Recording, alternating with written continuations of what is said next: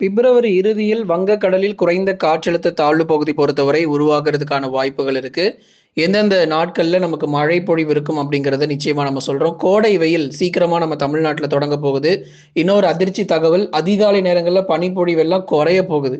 அப்போ வெயிலுடைய தாக்கம் இனிமே நமக்கு படிப்படியாக பகல் நேரங்களில் அதிகரிக்க ஆரம்பிச்சிடும்.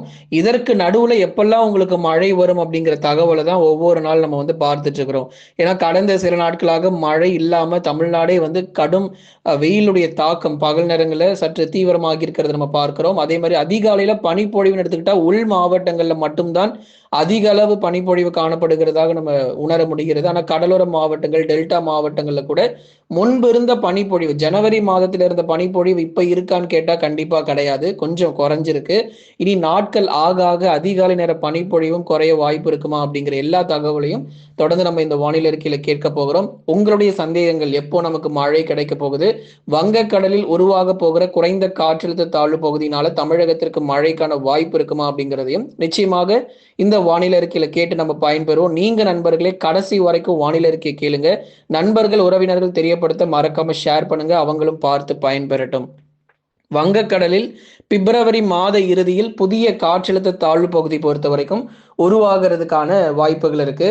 குறிப்பாக இந்த தாழ்வு பகுதி பொறுத்த வரைக்கும் மேலும் வலுவடைந்து புயலாகவோ அல்லது ஆழ்ந்த காற்றழுத்த தாழ்வு மண்டலமாகவோ மாறுவதற்கான வாய்ப்புகள் கிடையாது அப்படிங்கிறதும் உறுதியாக இருக்கு. இது ஒரு தாழ்வு பகுதியாகவே தமிழகத்தை நோக்கி நகரப்போகுது. இதனால பெரிய ஆபத்தோ அல்லது மிகப்பெரிய வெள்ளப்பெருக்கோ ஏற்படுவதற்கான வாய்ப்பு இருக்க போறது இல்லை.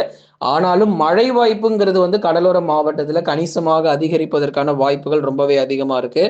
இந்த தாழ்வு பகுதியானது உருவாகிய பிறகு, வங்கக்கடலில் குறைந்த காற்றழுத்த தாழ்வு பகுதி உருவாகிய பிறகு வடக்கு வடமேற்கு திசை நோக்கி நகர்ந்து தொடர்ந்து தமிழகத்தை நோக்கியே நகர்வதற்கான வாய்ப்பு இருக்கும். ஒரு பக்கம் இலங்கையில வேணா கனமழை நீங்க எதிர்பார்க்கலாம். இலங்கையில பல்வேறு பகுதிகளில் நமக்கு கனமழை ரொம்ப தீவிரமாக கொட்டி தீர்க்கும். இலங்கையினுடைய வடக்கு பகுதிகள், தெற்கு பகுதிகள் என பல இடங்களிலும் கணிசமாக நமக்கு மழை வாய்ப்புகள் தொடர்ந்து நம்ம எதிர்பார்க்கலாம். அதனால தமிழ்நாட்டினுடைய பல்வேறு மாவட்டங்களிலும் இந்த மழை பொழிவானது நிச்சயமாக நமக்கு பதிவாகும். அதுல எந்த விதமான மாற்று கருத்தும் இல்லை. இனி வருகிற நாட்கள் தான் நம்ம வெயிலுடைய தாக்கம் ஒரு பக்கம் ரொம்ப தீவிரமா இருக்க போகுது. அதே சமயத்துல அதிகாலை நேர பனிப்பொழிவு பொறுத்த வரைக்கும் படிப்படியாக உள் மாவட்டத்துல இப்ப நமக்கு ரொம்ப தீவிரமாக இருந்தாலும் இனி அடுத்தடுத்து வரக்கூடிய நாட்கள்ல நம்ம உள் மாவட்டங்கள்ல பனிப்பொழிவுமே கூட கொஞ்சம் கொஞ்சமா நமக்கு இந்த மார்ச் முதல் வாரம் தொடங்கிய பிறகு எல்லாமே குறைய ஆரம்பிக்கும்.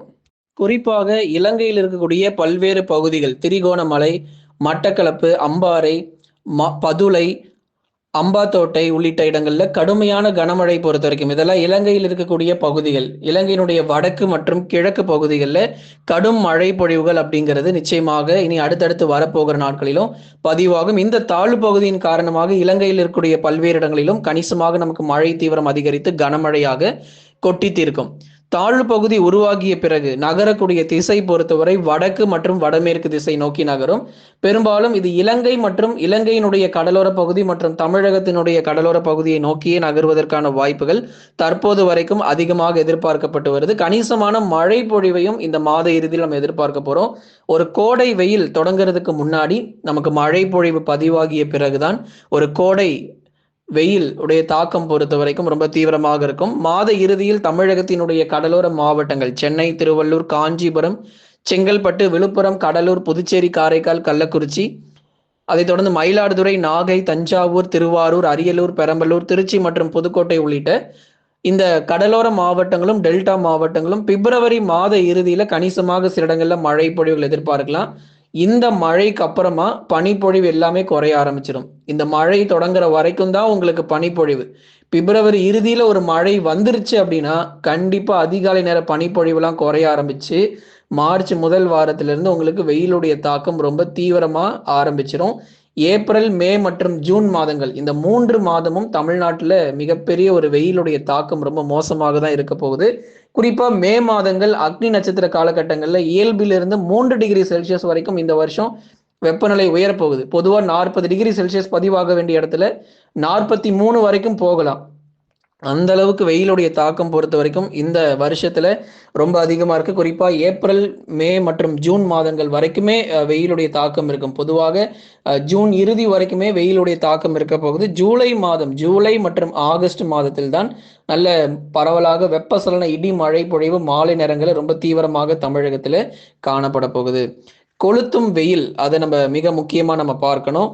கடந்த சில நாட்களாக பகல் நேரங்களில் ஈரோடு, கரூர், நாமக்கல், சேலம் போன்ற மாவட்டங்கள், உள் மாவட்டத்தின் சில பகுதிகளிலும், அதே மாதிரி கடலோர மாவட்டத்தின் சில பகுதிகளிலும், தென் மாவட்டங்கள் மதுரை, திண்டுக்கல், விருதுநகர் பக்கம் இந்த சைடு நீங்க வந்து பார்த்தீங்கன்னா இந்த பகுதிகள் முழுவதுமாக நமக்கு வந்து பகல் நேர வெப்பநிலையானது ரொம்ப தீவிரமாக கணிசமாக உயர்ந்திருக்கிறத நம்ம பார்க்க முடியும். ஜனவரி மாதத்தில் இருந்த அதே வெப்பநிலை பகல் நேரங்கள் இப்ப பதிவாகுதான்னு கேட்டா கண்டிப்பா கிடையாது. மாற்றங்கள் ஏற்பட்டிருக்கு. நிறைய மாவட்டத்துல 30 டிகிரி செல்சியஸ்ல இருந்து இப்ப 33 வரைக்கும் பதிவாயிட்டு இருக்கு பகல் நேரங்கள்ல. இன்னும் மார்ச் எல்லாம் தொடங்கியாச்சுன்னா 36 தாண்டிடும். கண்டிப்பா இந்த வருஷம் மார்ச் முதல் வாரத்திலேயே 36, 37 வர வாய்ப்புகள் ரொம்பவே அதிகமா இருக்கு உள் மாவட்டங்கள்ல. அதனால ரொம்ப கவனமாக இருக்கணும். ஒரு பக்கம் வெயிலுடைய தாக்கம் ஒரு தீவிரமாகி கொண்டிருக்கு. மார்ச் முதல் வாரத்திலிருந்து பனிப்பொழிவு எல்லாம் முடிவுக்கு வந்துடும். இன்னும் ஒரு 2 வாரம் தான், இன்னும் ஒரு 14 நாட்கள், 2 வாரம் தான் கிருஷ்ணகிரி, தருமபுரி, வேலூர், திருப்பத்தூர், ராணிப்பேட்டை, திருவண்ணாமலை, சேலம், நாமக்கல், கரூர் போன்ற மாவட்டங்கள் இன்னும் ஒரு 10 to 14 நாள் வரைக்கும் தான் பனிப்பொழிவு ரொம்ப அதிகமா இருக்கும். அதுக்கப்புறம் உங்களுக்கு எல்லாம் மழை வர ஆரம்பிக்கும். கடைசியா அந்த மாத இறுதியில கொஞ்சம் மழை வர ஆரம்பித்து நிறைய இடங்கள்ல கணிசமாக பகுதியாக மழை பெய்யுது. அதுக்கப்புறம் நம்ம கோடை காலத்துக்குள்ள நம்ம போக போகிறோம். மார்ச் தொடங்கியாச்சுனாலே உங்களுக்கு கோடை வெயில் உடைய ஆரம்பம் பதிவாக ஆரம்பிச்சிடும். கடும் பனிப்பொழிவு February 25 வரைக்கும், இந்த தேதியை கொஞ்சம் மறக்காம குறித்து கொள்ளுங்க. ஏன்னா February 25 வரைக்கும் அதிகாலையில் தொடர்ந்து பனிப்பொழிவு அல்லது பனிமூட்டம் இருக்கும். திருவண்ணாமலை, வேலூர், திருப்பத்தூர், ராணிப்பேட்டை, அது மாதிரி திருத்தணி, வாணியம்பாடி, ஜோலார்பேட்டை, ஆம்பூர், காட்பாடி போன்ற இடங்கள் இங்கெல்லாம் பனிப்பொழிவு தொடர்ந்து அதிகாலையில் இருப்பதற்கான வாய்ப்பு இருக்கு. கிருஷ்ணகிரி, தருமபுரி எல்லா பகுதி, தேன்கனிக்கோட்டை, பர்கூர், மாரண்டஹள்ளி, ஒசூர் போன்ற இடங்கள், அதே மாதிரி சேலம் மாவட்டத்திலும் பெரும்பாலான பகுதிகள், ஈரோடு, திருப்பூர் மாவட்டத்திலும் கணிசமாக பனிப்பொழிவு தொடர்ந்து அதிகாலையில் இருக்கும். மழை பொறுத்தவரை அதிக அளவு எதிர்பார்க்க முடியாது. மாத இறுதியில கடலோர மாவட்டங்கள்ல கணிசமாக மழை பதிவாகிய பிறகு பகல் நேர வெப்பநிலை மேலும் தீவிரமாக ஆரம்பிச்சிடும். கடந்த 24 மணி நேரத்தில் பதிவான வெப்பநிலை பொறுத்த வரைக்கும் திருத்தணியில் 16 டிகிரி செல்சியஸும், கொடைக்கானலில் 6 டிகிரி செல்சியஸுமாக நமக்கு வந்து பதிவாயிட்டு இருக்கு. திருத்தணியில பாருங்க, அதுதான் நம்ம சொல்லியிருந்தோம், உள் மாவட்டத்தில் வெறும் 16 டிகிரி செல்சியஸ், ரொம்ப தீவிரமான ஒரு பனிப்பொழிவு தான். அதே மாதிரி மலைப்பகுதிகள், இதை ரொம்ப மிக முக்கியமா நம்ம பார்க்கணும். நீலகிரி, கோயம்புத்தூர், தேனி, தென்காசி போன்ற மாவட்டங்கள், கன்னியாகுமரியில பனிப்பொழிவு தொடர்ந்து அதிகாலை நேரங்களில் காணப்படும்.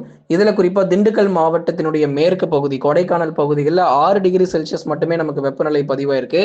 எந்த அளவுக்கு பனிப்பொழிவு பாருங்க, ஒவ்வொரு பகுதிகளிலும் ரொம்ப தீவிரமா நமக்கு வந்து பதிவாகிட்டு இருக்குங்கிறது இதுல இருந்து நம்ம தெரிஞ்சுக்க முடியுது.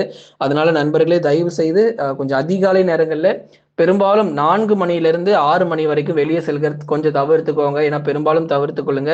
பனிப்பொழிவின் ஒரு 2 வாரத்துக்கு, அதுவும் குறிப்பா உள் மாவட்டங்கள்ல ரொம்ப தீவிரமாக அதிகமா இருக்கும். அதுவும் மலைப்பகுதிகள், கொடைக்கானல், நீலகிரி, தொடர்ந்து உதகமண்டலம், அதன் சுற்றுவட்டார பகுதிகள், குந்தா, அவலாஞ்சி, வால்பாறை, சோலையாறு, பொள்ளாச்சி போன்ற இடங்கள், இங்கெல்லாம் நல்ல ஒரு பனிப்பொழிவு அதிகாலை நேரங்கள்ல தொடர்ந்து காணப்படும்.